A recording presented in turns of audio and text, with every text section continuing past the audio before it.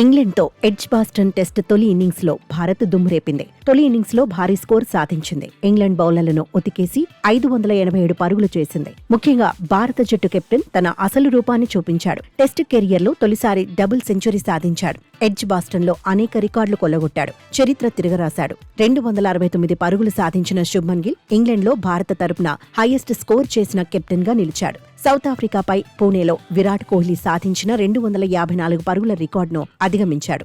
Asia ఆవల ఎక్కువ పరుగులు చేసిన ఆటగాడిగాను రికార్డుల్లోకి ఎక్కాడు.